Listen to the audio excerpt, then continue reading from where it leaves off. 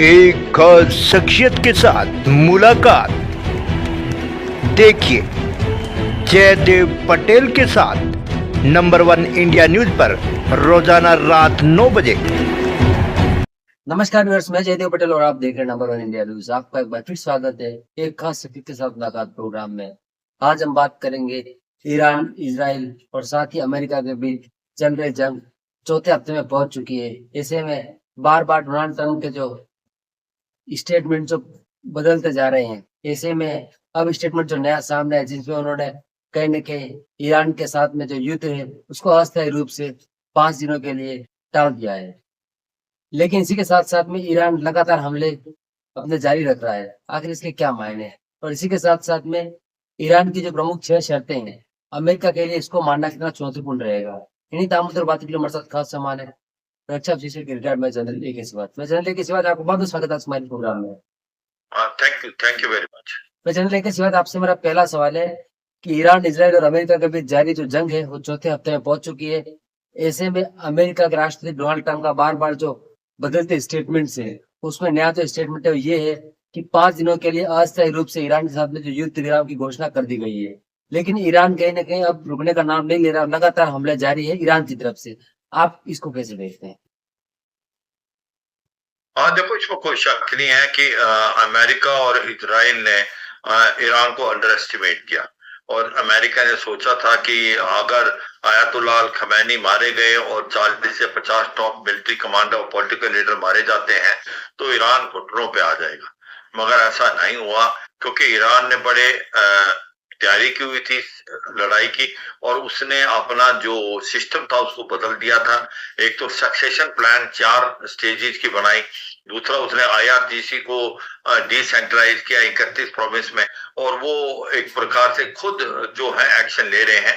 तो किसी लीडर के मरने से कोई खास फर्क नहीं पड़ा और ये भी सच्चाई है उसके पास कम से कम 8 से 10 हजार रॉकेट और मिसाइल हैं, करीब करीब 80,000 से लेके 1 लाख ड्रोन है और उसने बहुत जोरों से मुकाबला किया और अभी लगने लगा अमेरिका को कि भाई अब ये जो लड़ाई है इसने एक नया मोड़ ले लिया और जो ईरान ने को पता था कि कन्वेंशनल लड़ाई में वो इतना जल्दी मुकाबला नहीं कर पाएगा इजराइल और अमेरिका का, क्योंकि बहुत ज्यादा स्ट्रॉन्ग एयर पावर है, एयर डिफेंस उनका अच्छा है, तो उसने एसिमेट्रिक वारफेयर खेला और उसने पहले अपना स्वॉट एनालिसिस किया कि उसकी स्ट्रेंथ है रॉकेट, मिसाइल और ड्रोन, उसकी वीकनेस क्या है, उसकी एयर पावर नहीं है, एयर डिफेंस नहीं, नेवी भी काफी हद तक वीक है, मगर जो उसके ड्रोन्स हैं और रॉकेट मिसाइल है उनका उसने फायदा उठाया। एसिमेट्रिक वारफेयर की लड़ाई लड़ी उसने और सच्चाई है उसने 2 चीजें और की, उसने इसको मिलिट्री इकोनॉमिक वार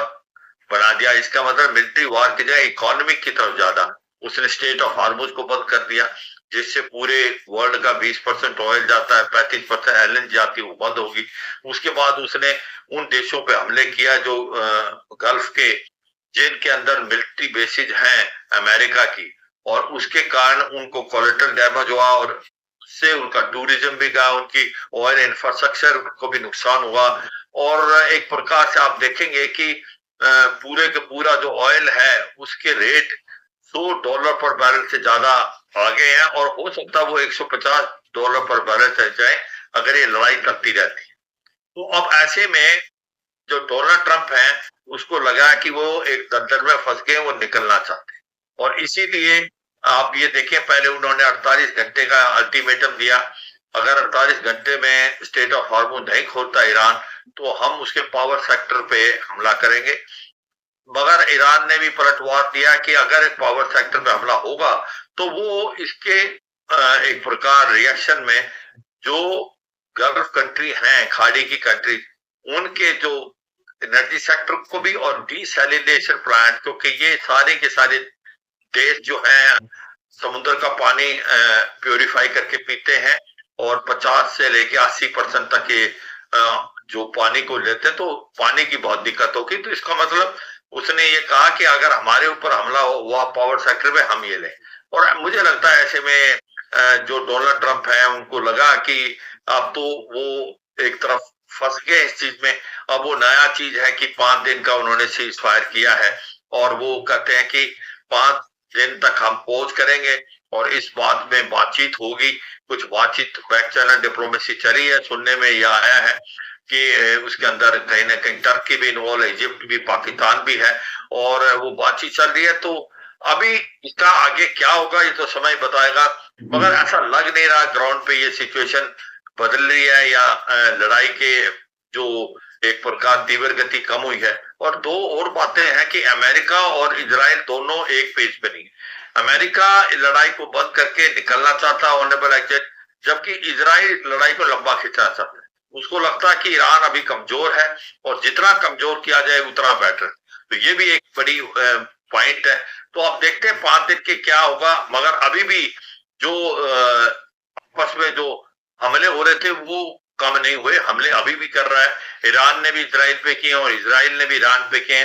तो ये देखते हैं 5 दिन में क्या होगा, मगर सिचुएशन काफी फ्लूइड है। जी, मैं जनरल लेके सिवाय अगर हम बात करते हैं मध्यस्थता की, तो जिस प्रकार से अंतर्राष्ट्रीय प्रमुख जो मीडिया संस्थान है उनकी खबरों के अनुसार पाकिस्तान, ईरान, इजराइल और अमेरिका के बीच की मध्यस्थता करेगा। तो ऐसे में पाकिस्तान को जो रुख रहेगा भारत के प्रति वो कैसा रहेगा? हाँ देखो, ये सच्चाई है कि पाकिस्तान एक ऐसा देश है जो खुद लड़ाई के अंदर इन्वॉल्व है अफगानिस्तान के साथ। उसकी इकोनॉमी बड़ी कमजोर है। उसने सऊदी के साथ एक डिफेंस पैक्ट साइन किया हुआ है और सऊदी जो ईरान के साथ इनडायरेक्टली उसका भी तो लड़ाई चल रही है। तो ऐसे में पाकिस्तान का क्या रोल होगा? पाकिस्तान बड़े जोरों से बोल रहा है कि बातचीत इस्लामाबाद में हो। इसके अंदर टर्की भी है, इजिप्ट भी है, मगर ये सच्चाई है कि क्या कोई बातचीत ऑफिशियली होगी या नहीं होगी ये अब कहना बड़ा मुश्किल है। और दूसरी बात, कोई ना कोई ये भी सुनने में आया है कि जो डोनाल्ड ट्रंप कहते कुछ है करते कुछ है, वो फ्लिप फ्लॉप करते हैं, अपना जो गोल पोस्ट चेंज करते हैं। क्या उन्होंने 5 दिन का जो पौध मांगना है ये वजह तो नहीं है कि वो ऑयल के रेट्स को स्टेबलाइज करना चाहते हैं, क्योंकि रेट्स जो थे वो बहुत हाई हो गए थे। दूसरा, कहीं ना कहीं वो मिलिट्री ऑप्शन की तरफ देख रहे हैं, क्योंकि उनके जो यूएसएस बॉक्सर है और यूएसएस ट्रिपोली है वो अभी 3-4 दिन लगेंगे उनको बैटल ग्राउंड में पहुंचने के लिए। तो वो तो नहीं कर रहे कि वो आने बाद वो कुछ मिलिट्री ऑप्शन की तरफ सोचे।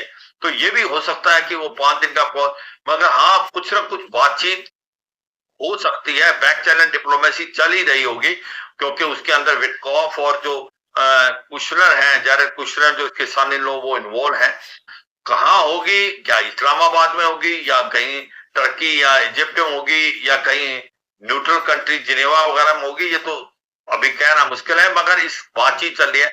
मगर ये भी सच्चाई है, लड़ाई में अभी कोई खास फर्क नहीं पड़ा और अगर ये लड़ाई नहीं रुकती तो फिर ये लंबा लड़ाई चलेगी। और इसमें पूरे वर्ल्ड का फूड, फ्यूल, फर्टिलाइजर, उसमें बड़ा प्रॉब्लम है। एलएनजी गैस, उसके बाद सल्फर, हेलियम, उसमें भी है। फर्टिलाइजर बहुत वर्ल्ड के महंगे होने वाले हैं।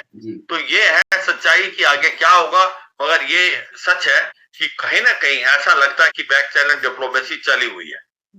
मैं जनरल लेके इस बार आपसे मेरा एक आखिरी सवाल है कि ईरान की तरफ से जो प्रमुख जटिल जो 6 मांगे रखी गई है अमेरिका के सामने, इसे डोनाल्ड ट्रंप के लिए मानना कितना चुनौतीपूर्ण रहेगा, ऐसा आपको लगता है?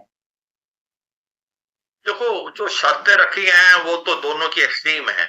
ऐसा कोई शर्तें आपस में मानने वाले नहीं है कि ऐसा भी नहीं है कि ईरान अनएंडिंग लड़ाई लड़ सकता है, क्योंकि उसके पास भी जो रॉकेट और मिसाइल हैं वो जमावड़ा लिमिटेड ही है और इसी प्रकार ड्रोन। हाँ ये है, उसने सरप्राइज किया है जिस तरीके से उसने डिगोग्रासिया में भी हमला कर दिया। 4000 किलोमीटर, सबने सोचा था ये रेंज 2000 किलोमीटर तक की है इसकी मिसाइलों की, तो कम से कम यूरोप को भी कवर कर सकते हैं। तो ये सच्चाई है कि जो डिमांड दी है वो डिमांड ऐसे पूरी नहीं, बातचीत होने से कोई ना कोई नतीजा निकल सकता है। क्योंकि ये सच्चाई है कि पूरे वर्ल्ड के अंदर हाहाकार मची हुई है, क्योंकि जो ऑयल के रेट बढ़ेंगे, फ्यूल, फर्टिलाइजर और जो उसके एसोसिएटेड है सल्फर, हेलियम, सबके रेट। तो मुझे लगता है बातचीत अगर होती कोई ना कोई, क्योंकि अमेरिका निकलना चाहता है इस लड़ाई में, उसको ऑनरेबल एग्जिट चाहिए ये दिखाने के लिए कि भाई वो जीत उनकी हुई है, और असलियत में आपको पता है कि अमेरिका दलदल में फंस गया है और इजराइल इस लड़ाई को लंबा लेना चाहता है।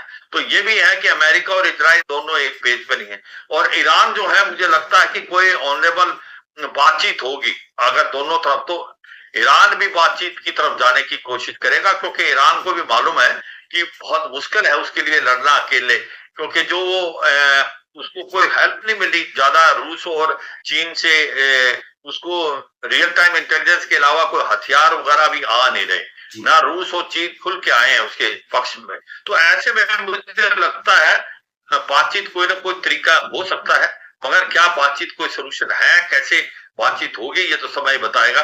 मगर आज की तारीख में ऐसा लगता है कि अभी भी सिचुएशन काफी कॉम्प्लेक्स है, क्रिटिकल है और फ्लूइड है, जो मिडिल ईस्ट के देशों के साथ। जी, मैं चलिए लेकिन सवाल आपने बड़े समय निकाला, उसके लिए आपका बहुत बहुत धन्यवाद। Thank you very much.